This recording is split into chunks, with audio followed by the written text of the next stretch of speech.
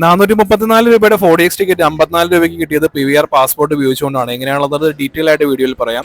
Kochi Lulu മാളിലുള്ള PVR സിനിമാസിലാണ് predator ബാഡ്ലാൻഡ്സ് എന്ന് പറയുന്ന cinema 4DXൽ കാണാനായി ഞാൻ എത്തിയിരിക്കുന്നത്. Cinema going experience.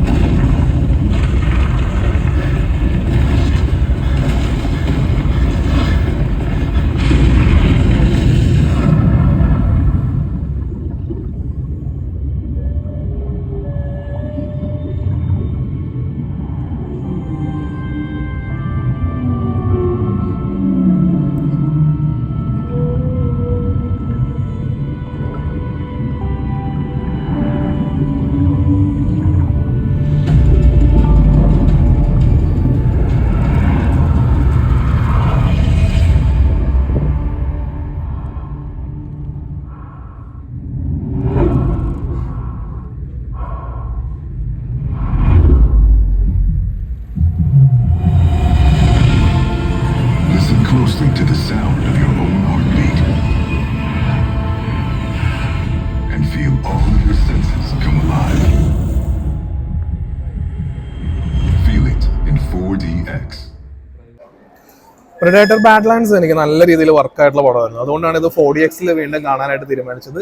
ഇവിടുത്തെ പാസ്പോർട്ട് PVR പാസ്പോർട്ട് നമുക്ക് 4DXോട് വർക്ക് ചെയ്യുന്നുണ്ട്. PVR പാസ്പോർട്ട് നമുക്ക് 350 രൂപ മുടക്കിയാൽ മതി. ഈ 350 രൂപ മുടക്കി കഴിഞ്ഞിട്ടുണ്ടെങ്കിൽ നമുക്ക് 4 സിനിമകൾ കാണാമെന്നാണ് പറയുന്നത്. അതിൽ ഈ 4 സിനിമ ബുക്ക് ചെയ്യുമ്പോൾ ഈ കൺവീനിയൻസ് ഫീ അല്ലെങ്കിൽ ടാക്സ് എന്നൊക്കെ പറയുന്ന ആ ഒരു എമൗണ്ടിൽ ഒരു ടിക്കറ്റിലാണെന്നുണ്ടെങ്കിൽ ഒരു 35 രൂപ, 4DX ഒക്കെ ആണെന്നുണ്ടെങ്കിൽ ഒരു 60 രൂപ ആ രീതിയിലൊക്കെ വരും. അത് നമ്മൾ പേ ചെയ്യണം. അപ്പം അങ്ങനെ നോക്കുകയാണെങ്കിൽ 350 രൂപ മുടക്കി കഴിഞ്ഞിട്ടുണ്ടെങ്കിൽ നമുക്കൊരു പാസ്പോർട്ട് കിട്ടും. അത് ഉപയോഗിച്ച് നമുക്ക് 4 പടം കാണാം. അപ്പോൾ ഞാനെടുത്ത പാസ്പോർട്ടിൽ ഞാൻ ആദ്യം തന്നെ ബുക്ക് ചെയ്തത് ഈ പ്രിഡേറ്റർ ബാഡ്ലാൻഡ്സ് എന്ന് പറയുന്നത് അത് 4DX ടിക്കറ്റാണ്. 4DXന്റെ ഒരു ടിക്കറ്റിന് ഓൾമോസ്റ്റ് 400 രൂപ വിലയുണ്ട്. അപ്പോൾ 400 രൂപ വിലയുള്ള ടിക്കറ്റ് 350 രൂപ പാസ്പോർട്ടിൽ കിട്ടിയപ്പോൾ ഇനി അങ്ങോട്ടേക്ക് ഞാൻ കാണാൻ പോകുന്ന 3 സിനിമകൾ, ആ 3 സിനിമകൾക്ക് വെറും കൺവീനിയൻസ് ഫീ, അതായത് ഇനി അങ്ങോട്ടുള്ള 3 സിനിമകൾ വെറും 30 രൂപയ്ക്കോ അല്ലെങ്കിൽ 40 രൂപയ്ക്കൊക്കെ ആയിരിക്കും ഞാൻ കാണാൻ പോകുന്നത്. കാരണം ഞാൻ മുടക്കിയ പാസ്പോർട്ട് PVR പാസ്പോർട്ടിനുള്ള തുക എനിക്ക് 4DX ടിക്കറ്റ് എടുത്തപ്പോൾ തന്നെ മുതലായി. അപ്പോൾ അങ്ങനെ വളരെ ഹാപ്പി ആയിട്ടാണ് ഞാൻ 4DXലേക്ക് പോയത്. കാരണം എനിക്ക് പേഴ്സണലി 4DX അത്ര വലിയ താല്പര്യമുള്ള ഒരു ഫോർമാറ്റ് അല്ല, പ്രത്യേകിച്ച് ആക്ഷൻ പടങ്ങൾക്ക്. കാരണം ആക്ഷൻ പടങ്ങൾ ഒരുപാട് ആ മൂവ്മെന്റ്സും കാര്യങ്ങളൊക്കെ ഉണ്ടാവും. അപ്പോൾ അതിനനുസരിച്ചിട്ട് നമ്മുടെ ചെയർ കിടന്നിങ്ങനെ കുലുങ്ങിക്കൊണ്ടേയിരിക്കുമ്പോൾ നമുക്ക് ആ സിനിമ, എൻ്റെ അഭിപ്രായമുണ്ട്, 4DX നല്ല രീതിയിൽ എൻജോയ് ചെയ്യുന്നവരുണ്ടാവും. ഞാൻ പറയുന്നത് എൻ്റെ മാത്രം അഭിപ്രായമാണ്. അപ്പോൾ ഇത് ഇങ്ങനെ ഇളകിക്കൊണ്ടിരിക്കുന്ന സമയത്ത് സിനിമ നല്ല രീതിയിൽ എൻജോയ് ചെയ്യാൻ പറ്റില്ല എന്നാണ് എൻ്റെ വിശ്വാസം. അപ്പോൾ ഈ പ്രിഡേറ്റർ ബാഡ്ലാൻഡ്സ് എന്ന് പറയുന്ന സിനിമയുടെ 3D എഫക്ട്സും പിന്നെ 4DX എഫക്ട്സും ഒക്കെ നല്ല രീതിയിൽ ഉണ്ടായിരുന്നു എന്ന് 4DXൽ പടം കണ്ട 2-3 പേരൊക്കെ കമന്റ് ചെയ്ത് കഴിഞ്ഞപ്പോൾ സ്വാഭാവികമായിട്ടും ഇത് കാണാനുള്ളൊരു ക്യൂരിയോസിറ്റി ഉണ്ടായി. അങ്ങനെയാണ് ഞാൻ ഈ കുറേ നാളുകൾക്ക് ശേഷം, എനിക്ക് തോന്നുന്നു F1 ശേഷം ഞാൻ പിന്നെ 4DX കാണുന്ന പടം ഇതാന്ന് തോന്നുന്നു. അങ്ങനെ ടിക്കറ്റൊക്കെ എടുത്ത് 4DXൽ പടം കാണാൻ വേണ്ടി അകത്ത് കയറി. നല്ല രീതിയിൽ അഡ്വർടൈസ്മെന്റും കാര്യങ്ങളും ഉണ്ടായിരുന്നു. 4DXന്റെ ആ 1 മിനിറ്റുള്ള ആ ഒരു ക്ലിപ്പ് വരുമല്ലോ, അത് നല്ല രീതിയിൽ എഫക്റ്റീവ് ആയിരുന്നു. 4DXന്റെ എല്ലാ എഫക്ട്സും അതേ കാണിക്കും. ഞാൻ ഓൾറെഡി ഇതിനകത്ത് അറ്റാച്ച് ചെയ്യുന്നത് നിങ്ങൾ കണ്ടു കാണും. ഇനി സിനിമയിലേക്ക് വരികയാണെന്നുണ്ടെങ്കിൽ ഇതൊരു അൾട്ടിമേറ്റ്ലി ഓരോ 5 മിനിറ്റിലും എന്തെങ്കിലും ആക്ഷനുള്ള പടമാണ്. ഇത് പടം തുടങ്ങുമ്പോൾ തന്നെ ആ മറ്റേ യോജ പ്രൈമിൽ ആ 2 ബ്രദേഴ്സ് തമ്മിലുള്ള ഫൈറ്റ്, ആ ഫൈറ്റിലൂടെയാണ് ഈ പടം തുടങ്ങുന്നത് തന്നെ. അത് കഴിഞ്ഞ് ഈ ഫൈറ്റ് എന്ന് പറയുന്ന ഓൾമോസ്റ്റ് ഒരു 10 മിനിറ്റോളം ഉണ്ട്.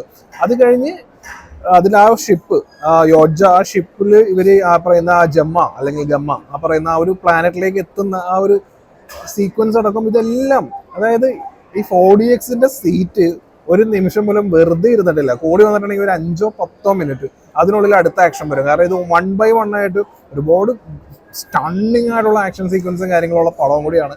എനിക്കറിയാമല്ലോ, പ്രിഡേറ്റർ ബാഡ്ലാൻഡ്സിന്റെ ഞാൻ ഒറിജിനൽ റിവ്യൂല് പറഞ്ഞിട്ടുണ്ടായിരുന്നു, ആദ്യത്തെ റിവ്യൂല്. അപ്പോൾ ഇതിൽ ഈ കണ്ടിന്യൂസ് ആയിട്ട് 1 by 1 ആയിട്ട് പുറകെ ഇങ്ങനെ ആക്ഷൻ സീക്വൻസ് വരുമ്പോൾ ഫോർ മീ എനിക്കത്ര കംഫർട്ടബിൾ ആയിരുന്നില്ല 4DX എഫക്റ്റ് എന്ന് പറയുന്നത്. ചിലപ്പോൾ ഇതിനു മുമ്പ് പടം കണ്ടവർ ഉദ്ദേശിച്ചിരിക്കുന്നത് എന്താണെന്ന് വെച്ചിട്ടുണ്ടെങ്കിൽ സാധാരണ സിനിമകളെക്കാളും കൂടുതൽ 4DX എഫക്റ്റുകളുള്ള ഒരു സിനിമ എന്നുള്ളതായിരിക്കും. കാരണം അതിൽ അത്ഭുതമൊന്നുമില്ല. കാരണം ഈ പടം തുടങ്ങുമ്പോൾ തന്നെ ഒരു ആക്ഷനാണ്.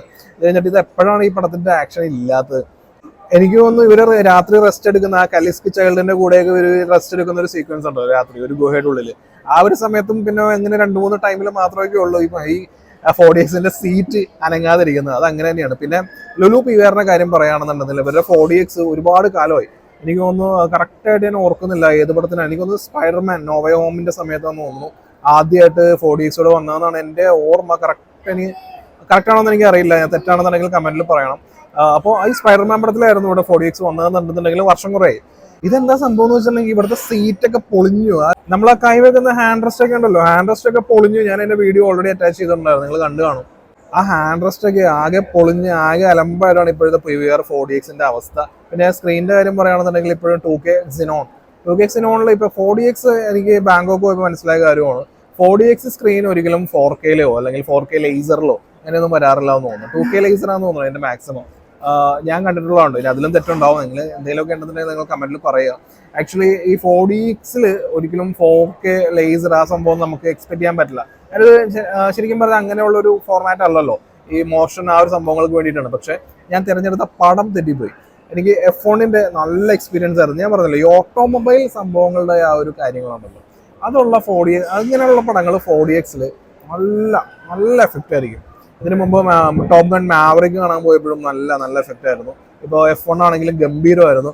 അത് കഴിഞ്ഞിട്ട് ഞാൻ ഇതിനു മുമ്പ് എനിക്ക് തോന്നുന്നു ജുറാസിക് അല്ല അതിന്റെ 4DX അതാണ് ഇങ്ങനെ കിടന്ന് ഇങ്ങനെ കുലുങ്ങിക്കൊണ്ടേയിരിക്കും.